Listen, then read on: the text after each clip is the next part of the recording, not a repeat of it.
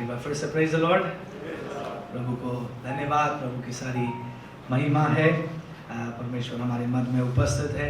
आइए हम संदेश में चलें। और आज की सुबह गुड फ्राइडे का दिन है। यीशु मसीह के क्रूस पर जाने के दिन को हम मना रहे हैं, सेलिब्रेट कर रहे हैं। यूँ तो कोई नहीं जानता एग्जैक्ट डे कौन सा था, वो तारीख कौन सी थी, लेकिन कोई बात नहीं, हमें नहीं पता है, बट स्टिल हमें ये तो विश्वास है यीशु मसीह एक दिन उस क्रूस पर गया और उसने जाकर मेरे और आपके लिए अपना लहू बहाया। और उसी आनंद के साथ हम उसकी आराधना में सम्मिलित हैं। उसके वचन में चले, मेरे साथ खोलिए यूहन्ना रचित सुसमाचार और उसका 19वां अध्याय, जॉन चैप्टर 19, यूहन्ना 19वां अध्याय। और पूरा अध्याय ही यीशु मसीह के उस दिन का वर्णन करता है जिस दिन यीशु मसीह क्रूस पर गए और मेरे और आपके लिए उन दुखों को उठाया।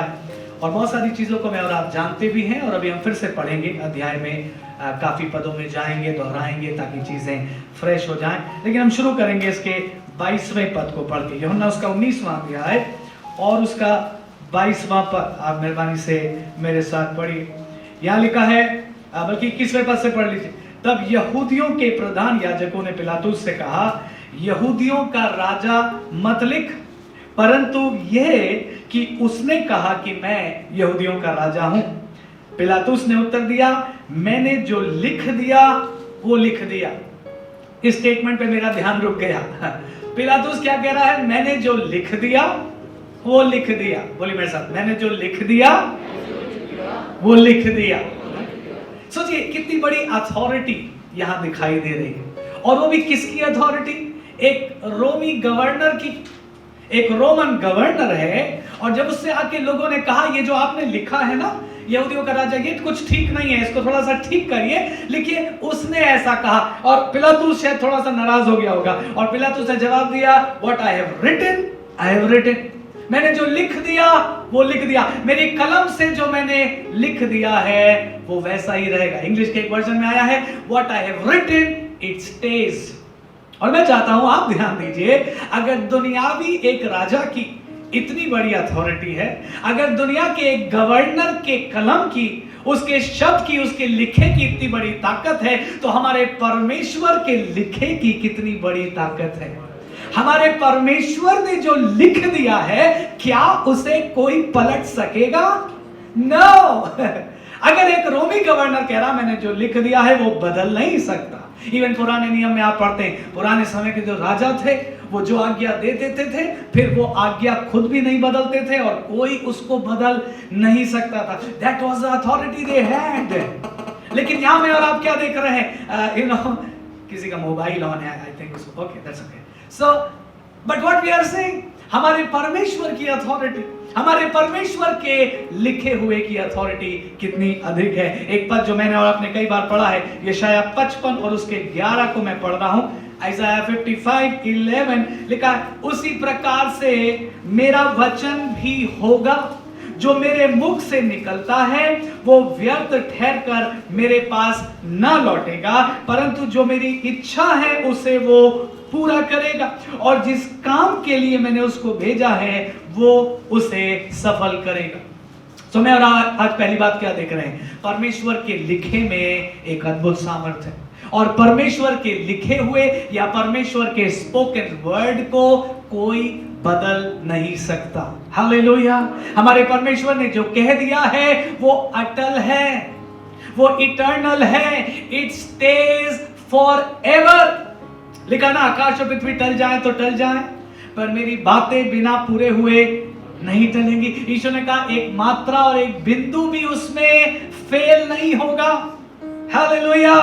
सो जिस परमेश्वर की मैं और आप उपासना करते हैं, जिस परमेश्वर पर मैंने और आपने भरोसा रखा है, उसकी सामर्थ कितनी अधिक है कि उसने जो लिख दिया है वो लिख दिया है, उसे कोई बदल नहीं सकता। मैं सिर्फ आपका ध्यान ले जा रहा हूं, आपने उस घटना को कई बार पढ़ा होगा, बड़ी इंटरेस्टिंग घटना है। डैनियल 5वें अध्याय में बेलशेजर बादशाह जब वो परमेश्वर के मंदिर के पात्रों का अपमान करने लगा, आपको मालूम है, उसने परमेश्वर के मंदिर के पात्र मंगा लिए और उसमें वो दाख मधु डालकर अपने सब गेस्ट को सर्व करने लगा। क्या हुआ?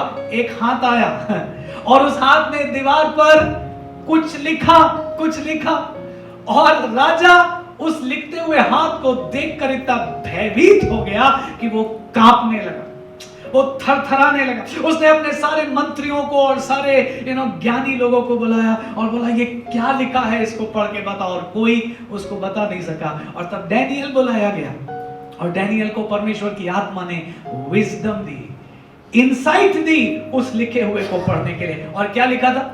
मने मने तकेल ऊपर सीन, मने मने तकेल ऊपर सीन, राजा तेरा राज्य आज तुझसे छीन लिया गया, तू तौला गया और तू कम निकला, और इसलिए तेरा राज्य तेरे हाथ से छीन कर दूसरे राज्य को दे दिया गया। और बाइबल क्या कहती है? उसी रात बेलशस्सर राजा मार दिया गया, उसी रात उसका राज्य उसके हाथ से छीन गया। सो मैं क्यों आपको ये चीजें बता रहा हूं? प्लीज अंडरस्टैंड, हमारे परमेश्वर के वचन में ये सामर्थ पाई जाती है।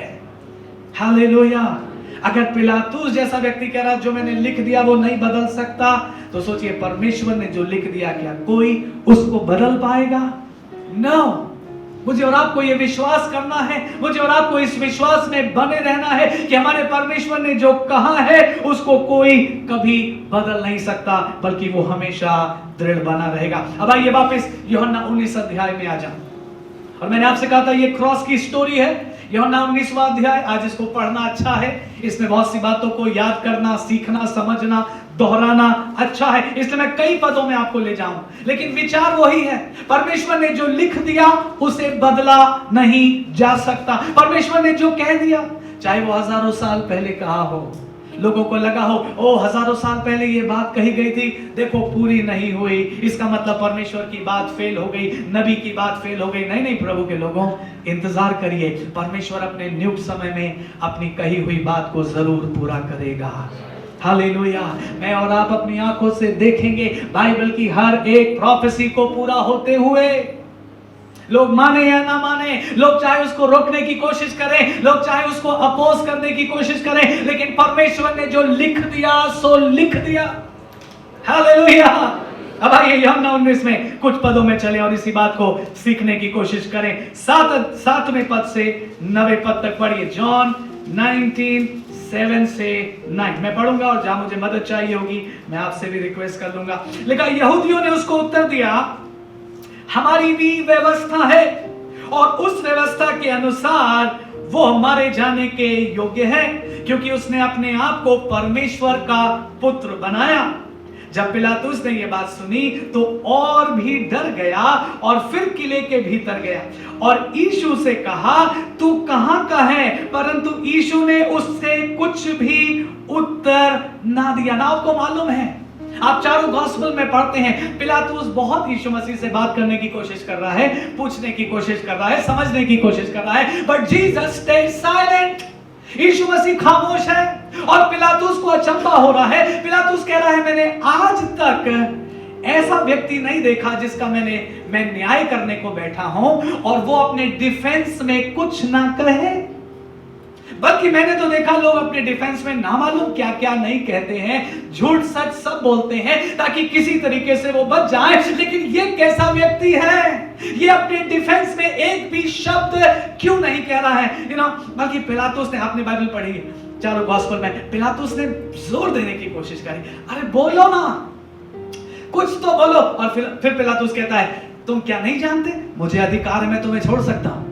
अगर तुम कुछ बोलोगे और मैं कन्विंस हो जाऊंगा तुम्हारी बात से, मैं तुम्हें छोड़ सकता हूं। लेकिन याद रखिएगा उसी बात को, परमेश्वर ने जो लिख दिया सो लिख दिया। यशाया 53:7 में लिखा हुआ था, जिस प्रकार भेड़ वध होने के समय वह भेड़ी ऊन कतरने के समय चुपचाप शांत रहती है, उसने अपना मुंह न खोला।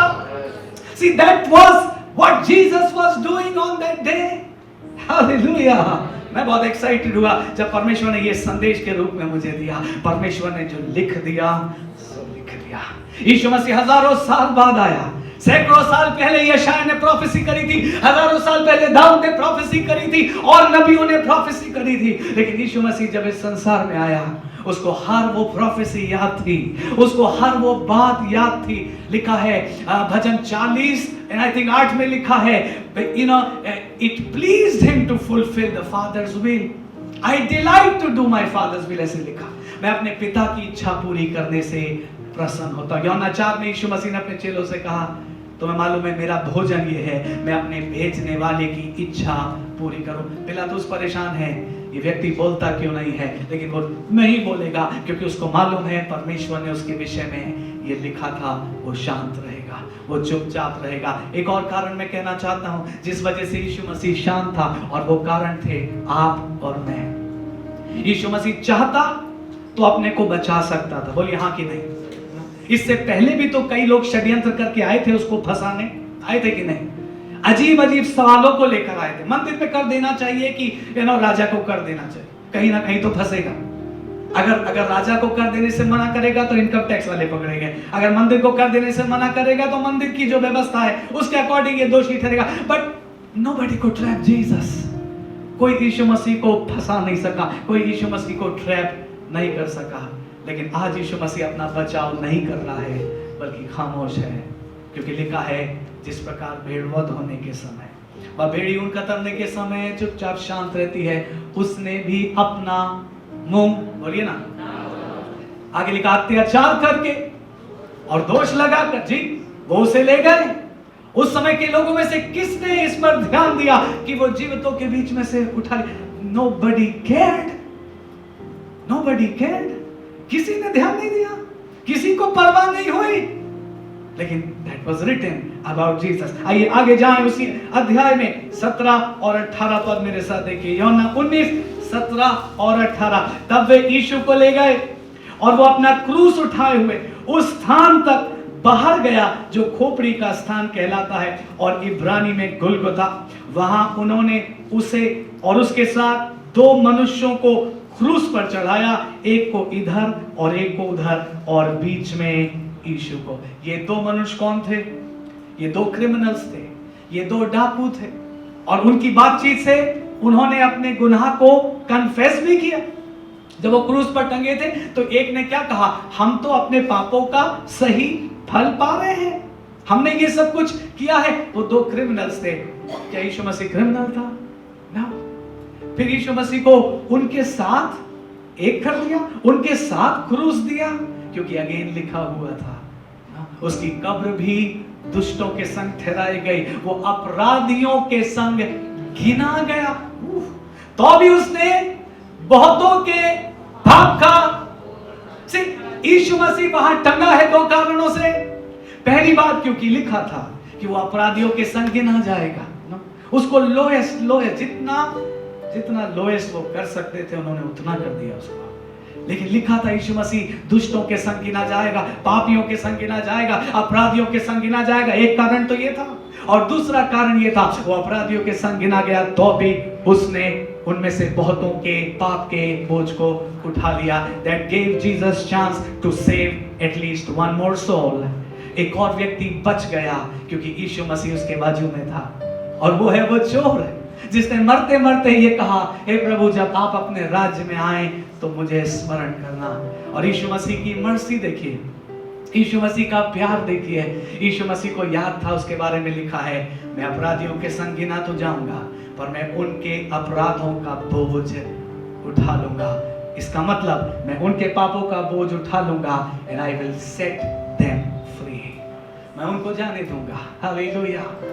जो लिखा है सो लिखा है, जो लिख दिया गया वो पूरा होना जरूरी है। इस क्रॉस की स्टोरी में आप अनेकों बार देखेंगे परमेश्वर का वर्ड कब लिखा गया था और कितनी खूबसूरती से और कितने परफेक्शन के साथ। ये वर्ड हम यूज कर सकते हैं कि नहीं? एक मात्रा और एक नहीं हटा, बिल्कुल जैसे कहा गया था परमेश्वर ने यीशु मसीह में अपने हर एक शब्द को, हर एक प्रॉमिस को पूरा किया। आइए 23 और 24 पद में चल इसी अध्याय के। जब सैनिक यीशु को क्रूस पर चढ़ा चुके तो उसके कपड़े लेकर 4 भाग किए, हर सैनिक के लिए 1 भाग, और कुर्ता भी लिया, परंतु कुर्ता बिन सियन ऊपर से नीचे तक बुना हुआ था। इसलिए उन्होंने आपस में कहा, हम इसको ना फाड़ें परंतु इस पर चिट्ठी डालें कि ये किसका होगा। आगे क्या लिखा है? ये इसलिए हुआ कि पवित्र शास्त्र में जो कहा गया था वो पूरा हो।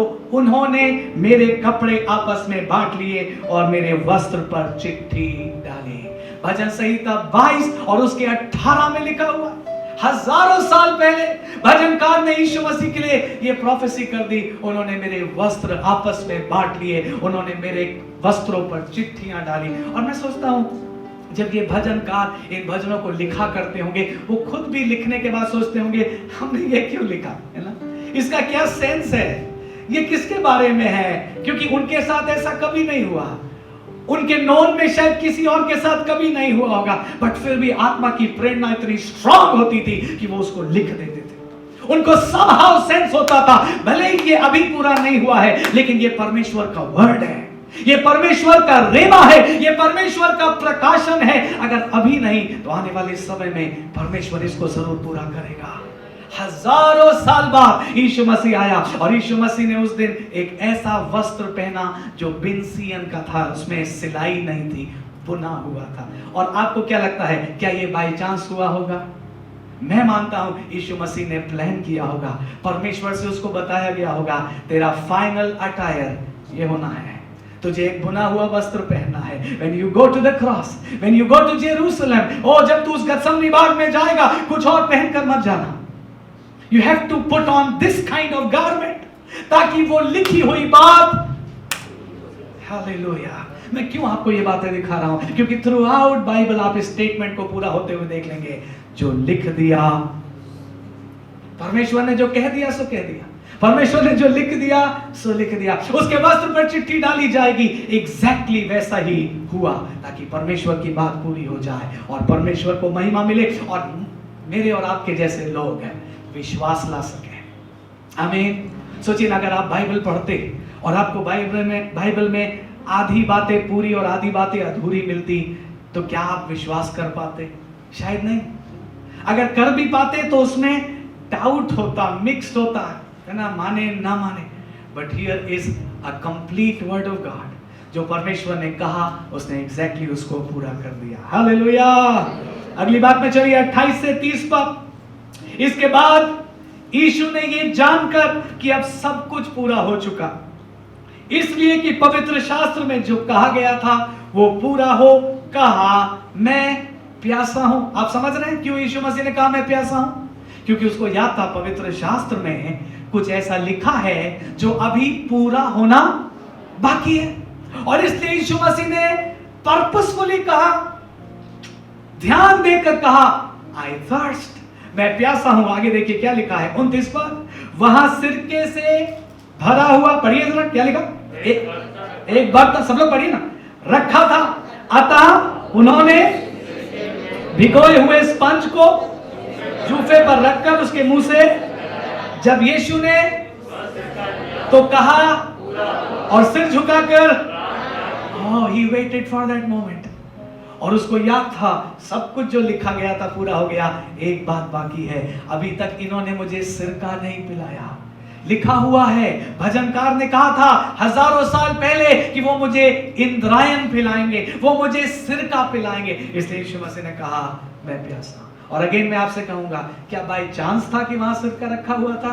नहीं, परमेश्वर के प्लान से सब कुछ वहां पर था। आप देख रहे हैं ना, कड़ी से कड़ी जुड़ी हुई है यीशु मसीह के क्रूस, बल्कि यीशु मसीह के पूरे जीवन को परमेश्वर ने प्लान किया था, और बड़ी खूबसूरती से परमेश्वर ने उस प्लान को पूरा कर दिया है, ताकि मैं और आप विश्वास करें, आमीन, ताकि मैं और आप संदेह ना करें।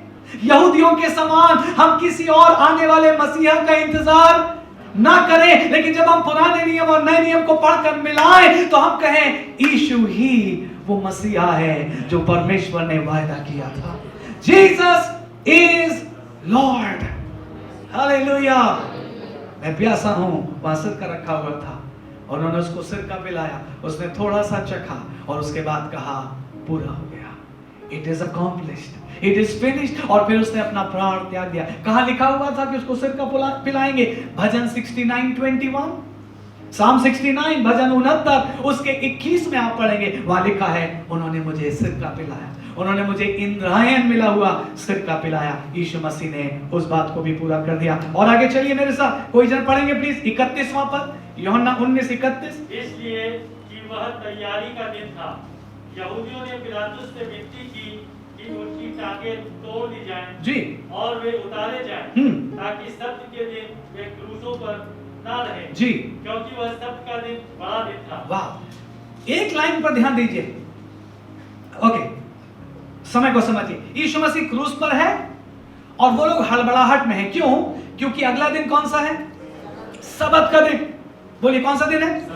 अगला दिन सबत का दिन है। यीशु मसीह क्रूस पर है और उनकी हड़बड़ाहट इसलिए भी है, ध्यान से समझें, क्योंकि उनकी तारीख शाम 6 बजे बदलती है। हमारी तारीख रात 12 बजे बदलती है, लेकिन यहूदियों के कैलेंडर शाम 6 बजे बदल जाते हैं। और यीशु मसीह जैसा समय बताया जाता 12 से 3 क्रूस पर था। यीशु मसीह 12 से 3 क्रूस पर है और उनको हड़बड़ाहट हो रही है। हड़बड़ाहट क्यों हो रही? क्योंकि 3 घंटे बाद 6 बजे सबत का दिन लग जाएगा और सबत के दिन वो कोई काम नहीं कर सकते। सबत के दिन ऐसा ना हो ये जीवित रह जाए और इनको उतारना पड़े उसको क्रूस से, है ना। और इसीलिए वहां लिखा है, उन्होंने जाकर पिलातुस से क्या विनती करी? इनकी टांगें तोड़ दी जाए ना। प्लीज समझे, टांगें इसलिए तोड़ दी जाती थी क्योंकि जब तक उस व्यक्ति के जो क्रूस पर टंगा है, जब तक टांगों में उसके पास ताकत होती थी, वो अपने आप को पुल अप करके सांस ले लिया करता था। लेकिन जब टांगे तोड़ दी जाएंगी, जब घुटने तोड़ दिए जाएंगे, तो वो व्यक्ति अपने को खींच नहीं पाएगा, सांस नहीं ले पाएगा और सांस घुट कर वो मर जाएगा। सो ये पिलातुस के पास गया, पिलातुस कल सबत का दिन है, इसलिए तो आज्ञा दे हम इनकी टांगे तोड़ दे, ताकि इससे पहले कि सबत का दिन लगे ये मर जाएं। और फिर वहां एक लाइन और लिखी है, वो सबत का दिन कौन सा था? पढ़िए जरा। बड़ा दिन था। वो सबत नॉर्मल सबत नहीं था, वो बड़ा सबत था। बोलिए बड़ा सबत। इंग्लिश में आया हाई सैबत। इसका भी कुछ अर्थ है क्या? इसके बारे में भी कुछ लिखा हुआ था। Very true. परमेश्वर के वचन में कुछ भी व्यर्थ में लिखा नहीं गया, सब कुछ आत्मा की प्रेरणा से लिखा गया है। The more we read the Bible, the more we come to this understanding कि ये इंस्पायर्ड वर्ड है। आप समझ रहे हैं मेरी बात? जो लोग बाइबल नहीं पढ़ते हैं उनको कुछ मालूम ही नहीं है, लेकिन जो लोग बाइबल पढ़ते हैं, जितना अधिक वो बाइबल को पढ़ते हैं उतना उनका विश्वास बढ़ता है। ये किसी मनुष्य का लिखा हुआ नहीं है, ये परमेश्वर का वचन है। ये पवित्र आत्मा की प्रेरणा से लिखा गया परमेश्वर का जिंदा वचन है। हालेलुया। ये वचन आज भी सामर्थ्य है। वो सबत का दिन बड़ा दिन था। ये इंपॉर्टेंट इंफॉर्मेशन है, आपको जल्दी से समझाने की कोशिश करूं क्यों इंपॉर्टेंट है। पुराने नियम में इजरायली एक पर्व मनाया करते थे जो अक्सर आप जानते हैं, फसह का पर्व। सुना है आपने ये नाम? फीस्ट ऑफ पासओवर, फसह का पर्व। और फसह के पर्व में ये एक मेमने को बलिदान करते थे। ये वही पर्व है जो सबसे पहली बार मिस्र में मनाया गया। मूसा जब मिस्र इजरायलियों को निकालने के लिए मिस्र गया तो पहली बार ये पर्व मनाया गया। परमेश्वर ने कहा हर एक परिवार के पीछे एक मेढ़ा, एक मेमना ले लेना और उसको गोधूली के समय, शाम के समय बलिदान करना। बोलते चलिए ताकि आप मेरे साथ जुड़े रहें। उसको बलिदान करना और उसके लहू को कहां लगाना? घर के चौखट पर, दरवाजे पर, मेन डोर पर ऊपर लगाना और दोनों बाजुओं पर लगाना। हाँ, इसको लोग दो तरीके से डिस्क्राइब करते हैं। ऊपर लगाना, दो बाजुओं पर लगाना, you know that represents the cross. एक और तरीका लोग इसको बताते हैं, ऊपर लगाना और बाजुओं पर लगाना। यू नो, अगर आप ऐसे ट्रायंगल बना देंगे फ्रॉम मैन टू गॉड। यीशु मसीह ने एक मनुष्य के रूप में परमेश्वर के सामने एक ऐसी भेंट चढ़ाई जिससे सबका उद्धार हो गया। हालेलुया। आपको पता है यीशु मसीह जब बलिदान हुआ वो मनुष्य रूप में बलिदान हुआ, स्वर्गीय रूप में नहीं, मनुष्य बनकर मेरे होगा। सो क्या इसका अर्थ है? फसह का पर्व।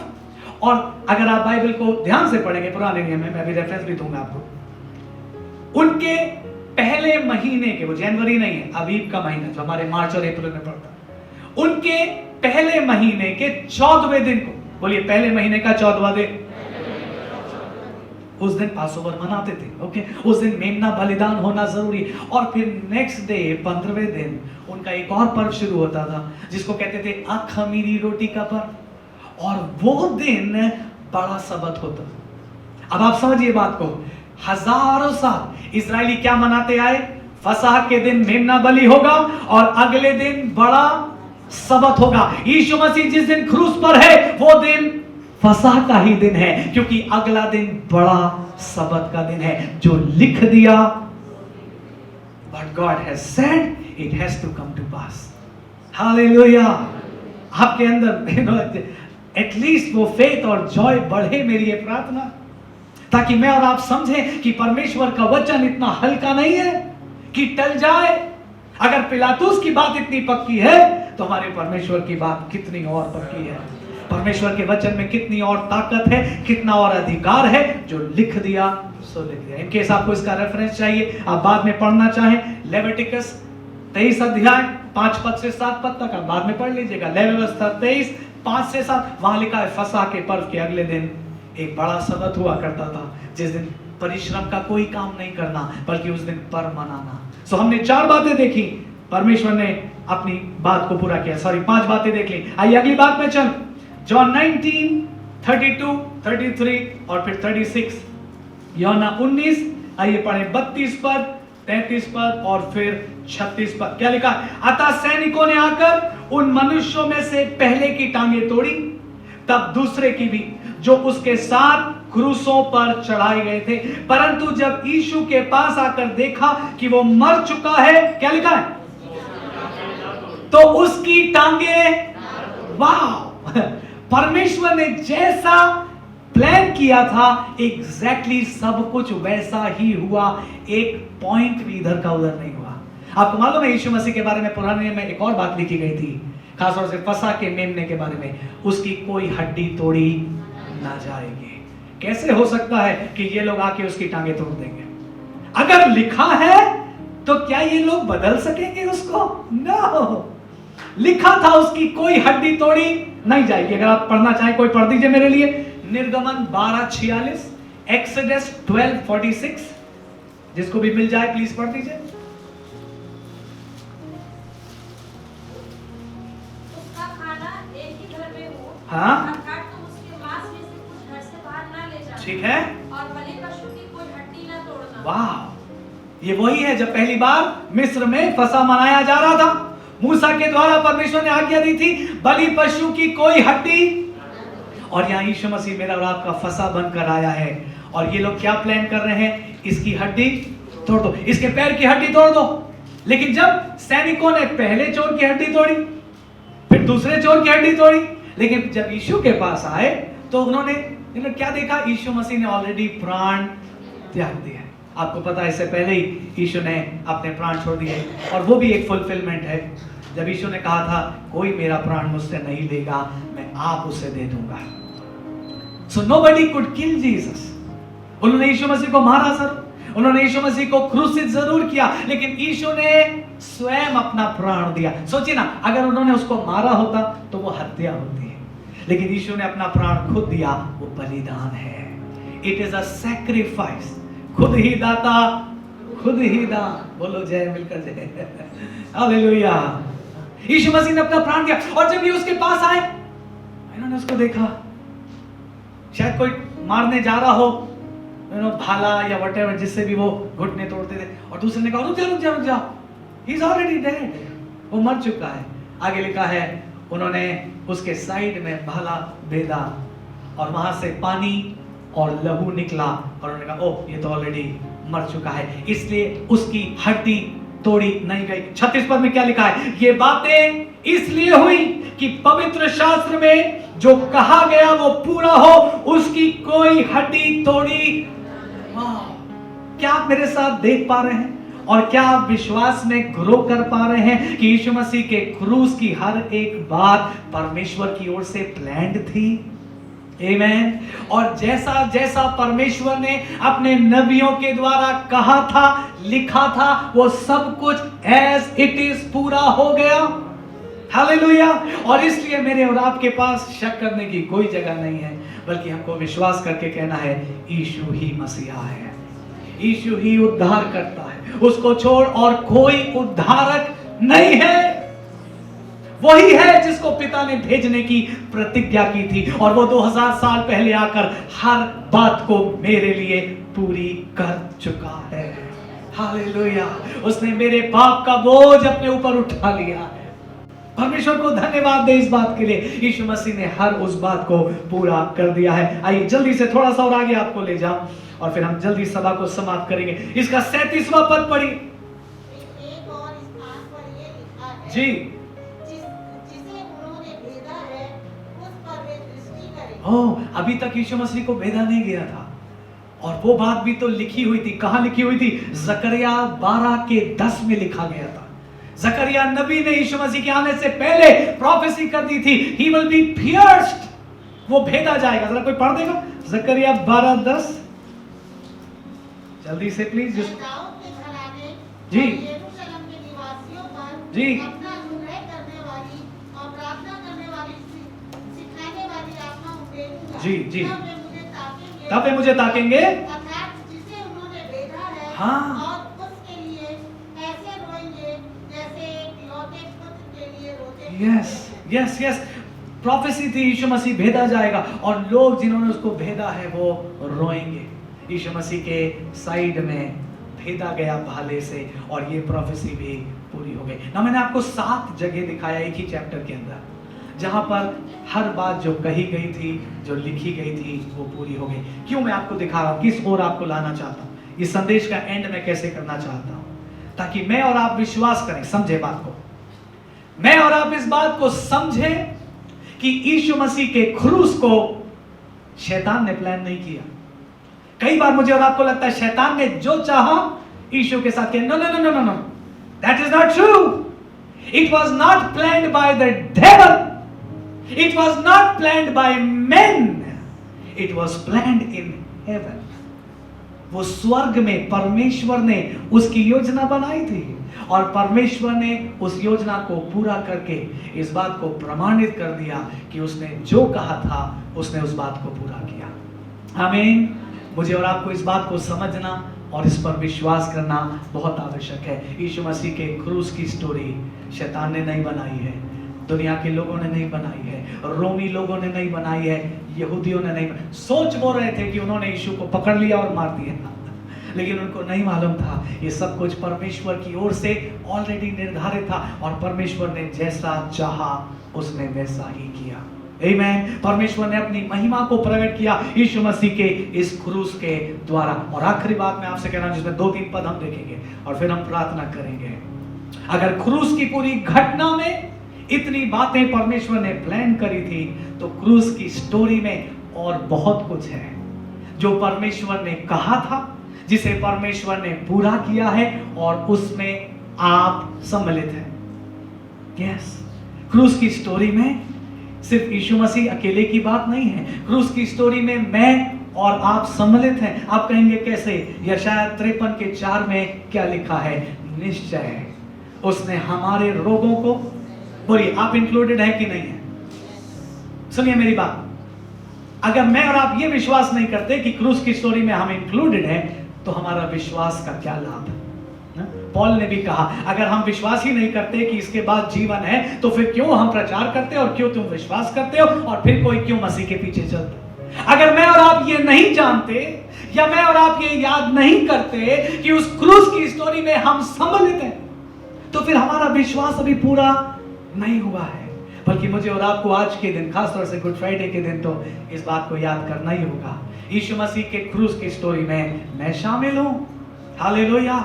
निश्चय कोई शक नहीं है, उसने मेरे रोगों को, उसने मेरे ही दुखों को, हमारे अपराधों के कारण, हमारे अधर्म के कामों के कारण, हमारी शांति के लिए, कि उसके कोड़े खाने से, और आप आगे पढ़ते जाएंगे 4 पद से 6 पद तक 10 टाइम्स आया है हम। 4 से 6, 4, 5, 6, 3 पदों में 10 बार आपकी बात आई है, 10 बार मेरी बात आई। आप गिन के देखिएगा, हिंदी बाइबल में 10 बार आया है, निश्चय उसने हमारे रोगों को सहे, हमारे दुखों को उठा लिया, हमने उसे परमेश्वर का मारा कूटा, दुर्दशा में पड़ा हुआ समझा, हमारी शांति के लिए उस पर ताड़ना पड़ी कि उसके कोड़े खाने से हम तो भेड़ों के समान, पर हमारे अधर्म के कामों का बोझ 10 टाइम्स उस क्रॉस की स्टोरी में आप शामिल हैं। हालेलुया। और ये मेरे और आपके लिए बेस्ट न्यूज है, ये सिर्फ गुड न्यूज नहीं है ये बेस्ट न्यूज है कि उस क्रूस में, उस क्रूस की जीत में मैं सम्मिलित आमीन। उस क्रूस की जीत में कलीसिया सम्मिलित है। हालेलुया। एक दो पदों में और आपको ले जाऊं और फिर हम प्रार्थना करके समाप्त करेंगे। गलातियों 3 अध्याय खोलिए प्लीज, 13 और 14 पद। ये भी मशहूर पद है, आपको मालूम है, लेकिन बाइबल में पढ़ ले तो अच्छा। गलेशियंस चैप्टर 3 13-14 में पढ़ रहा हूं, आप अपनी बाइबल में फॉलो करिए। विद इन 5 मिनट्स हम खत्म कर रहे हैं। मसीह ने जो हमारे लिए शापित बना, हमें मोल लेकर व्यवस्था के शाप से छुड़ाया, क्योंकि लिखा है। हाँ, फिर से रुक जाइए, क्या वर्ड यूज है? और हमने मैसेज क्या शुरू किया? जो लिख दिया। लिखा है, क्या लिखा है? जो कोई काट पर लटकाया जाता है वो शापित है। ये इसलिए हुआ कि अब्राहम की आशीष मसीह यीशु में अन्य जातियों तक पहुंचे और हम विश्वास के द्वारा उस आत्मा को प्राप्त करें जिसकी प्रतिज्ञा हुई है। हालेलुया। इस बात को समझिए, उस क्रूस में आपके लिए अब्राहम के वंश की आशीषें हैं और प्रतिज्ञा किया हुआ पवित्र आत्मा है। आमीन। जब समझेंगे तभी तो मांगेंगे, जब तक समझेंगे नहीं तब तक मांगेंगे नहीं। लेकिन मुझे और आपको समझना है, उस क्रूस में मेरे और आपके लिए चंगाई है, जैसे हमने यशायाह 53 में पढ़ा। उस क्रूस में मेरे और आपके लिए शांति है। उस क्रूस में मेरे और आपके लिए शापों से, हर प्रकार के कर्ज से छुटकारा है। बहुत से लोग परेशान होते हैं, वो कहते हैं वो पीढ़ियों से ये बीमारी हमारे घर में चली आ रही है, पीढ़ियों से हमारे घर में ये ऐसी समस्या चली आ रही है। आज विश्वास करिए, यीशु मसीह के क्रूस में पीढ़ियों का श्राप टूट जाएगा। आप विश्वास करिए, आपके ऊपर का हर एक कर्ज यीशु मसीह ने अपने ऊपर उठा लिया है। शापित है जो काट पर लटकाया गया। यीशु मसीह शापित बना, क्यों बना? ताकि मैं और आप शापों से मुक्त हो जाएं और अब्राहम की सारी आशीषें हमारे जीवन में आ जाएं। और सबसे सुंदर बात, जो इस दुनिया में हमारे लिए सबसे बड़ी आशीष है, प्रतिज्ञा किया हुआ पवित्र आत्मा हमारे ऊपर उतर आए। हालेलुया। जब तक क्रूस नहीं हुआ था तब तक पेंतिकुस्त नहीं हुआ। मुझे और आपको उस क्रूस में आना है, उस क्रूस के विश्वास में आ जाइए। पेंतिकुस्त का दिन भी आ जाएगा और आप पवित्र आत्मा से और पवित्र आत्मा की ताकत से भर जाएंगे। Hallelujah. This is the blessing of the cross जो मेरे और आपके लिए दी गई है। यूहन्ना 3 अध्याय 14 और 15 पद को देख लीजिए। 16 पद तो हम लोग अच्छे से जानते हैं, लेकिन 14 और 15 पद, जॉन 3 14 और 15 पद मैं पढ़ रहा हूं, आप देखिए।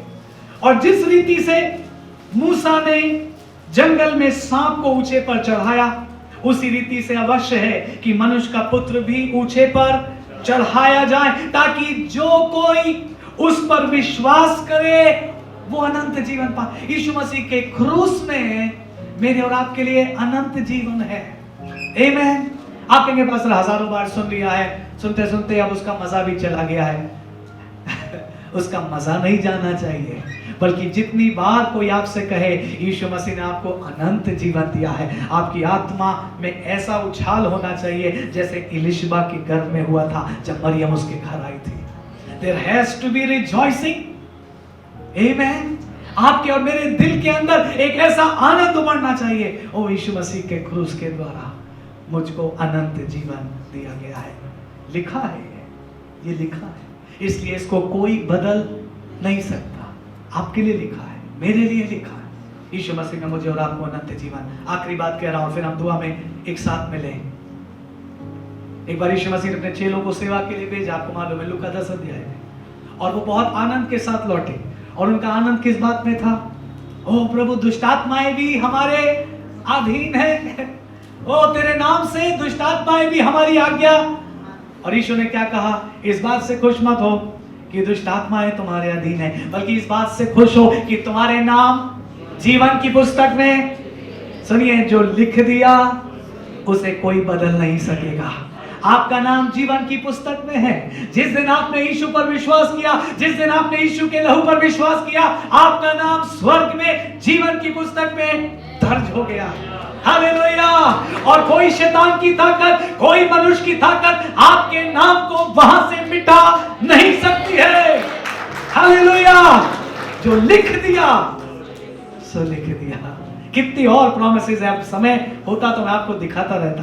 प्रकाशित वाक्य की किताब में बार बार दोहराया गया है, पुस्तकें खोली गई और उन पुस्तकों में जिसका नाम मिला वो तो यीशु मसीह के राज्य में आनंद में आ गए, लेकिन जिसका नाम उस पुस्तक में नहीं मिला उसको आग की झील में डाल दिया गया। सोचिए, उस दिन मुझे और आपको रियलाइज होगा यीशु मसीह के क्रूस की ताकत और कीमत कितनी अधिक है, जब हम अपनी आंखों के सामने देखेंगे और प्रभु से कहे, प्रभु धन्यवाद, आपने मेरे नाम को जीवन की पुस्तक में लिखा है। आज मेरे लिए सबसे बड़ी रिजॉइसिंग इस बात में है प्रभु कि मेरा नाम उस मेमने की पुस्तक में लिखा हुआ है। और प्रभु मैंने आपके वचन में बार बार इस बात को देखा है, आपका वचन फेल नहीं होता है, आपके वायदे फेल नहीं होते हैं। जो लिख दिया सो लिख दिया। प्रभु आपने जो कह दिया वो पूरा हो गया। और आज हम इस विश्वास में रिजॉइस कर रहे हैं लॉर्ड कि आपने हमारे लिए भी बहुत कुछ कहा है। हमने अभी आपके वचन में पढ़ा, आपने हमारे लिए कहा है कि आपने हमारे रोगों को सह लिया, आपने हमारे दुखों को उठा लिया, आपने हमारे श्रापों को हमसे दूर किया है प्रभु। और आपने हमें अब्राहम के वंश की आशीषों को दिया है प्रभु। आपने हमें प्रतिज्ञा किया हुआ पवित्र आत्मा दिया है। Yes Lord, yes Lord, fill us with that joy, fill us with that eternal life.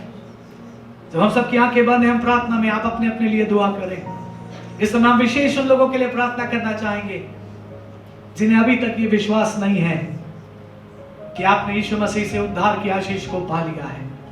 अभी भी किसी पाप के कारण, किसी रुकावट के कारण, किसी कमजोरी के कारण, शायद किसी बुरी आदत के कारण आप अपने आप को उस उद्धार से वंचित पाते हैं।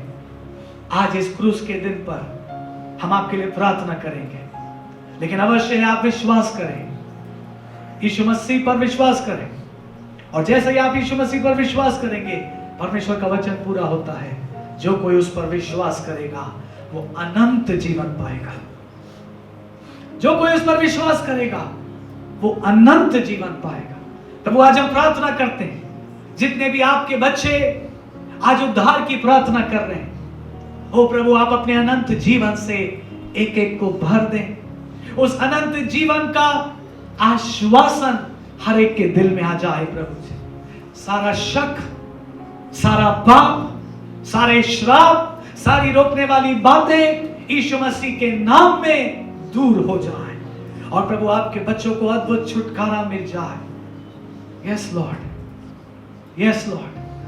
परमेश्वर ने हमारे जीवन के लिए जो कह दिया है उसे कोई बदल नहीं सकेगा। और परमेश्वर ने हमारे लिए उत्तम से उत्तम बातों को दिया है। प्रभु इस आनंद में आपके लोग और मजबूत होते चले जाएं, विश्वास में और दृढ़ होते चले जाएं, पवित्रता में और दृढ़ होते चले जाएं, आपकी संगति में और दृढ़ होते चले जाएं, और हम सब पवित्र आत्मा से भर के प्रभु आपके गवाह बन सकें, आपकी महिमा अपने अपने जीवनों से कर सकें। हम आपको धन्यवाद देते हैं आज की पूरी सभा के लिए, धन्यवाद देते हैं आपकी उपस्थिति के लिए, धन्यवाद देते हैं आपके वचन के लिए, धन्यवाद देते हैं प्रभु जी हम सबसे बात करने के लिए और हमें अपनी आशीषें देने के लिए। हम सारी महिमा आपको देते हैं। एक बार फिर से पूरी कलीसिया को आपके हाथों में सौंपते हैं प्रभु जी, और यही दुआ करते हैं प्रभु आपके लोग निरंतर आप में दृढ़ बने रहें, आप में ग्रो करते चले जाएं और आपकी महिमा का कारण प्रत्येक बनने पाए। प्रभु धन्यवाद हमारी दुआ सुनने के लिए। सारी महिमा आपको देते हुए इस प्रार्थना को यीशु मसीह के जीवित, पवित्र और सामर्थी नाम में होकर मांगते हैं, आमीन। अब हमारे प्रभु यीशु मसीह का अनुग्रह, पिता परमेश्वर का प्रेम और पवित्र आत्मा की सहभागिता और संगति हमें से हर एक के साथ जब तक मसीह दोबारा नहीं आता होती रहे।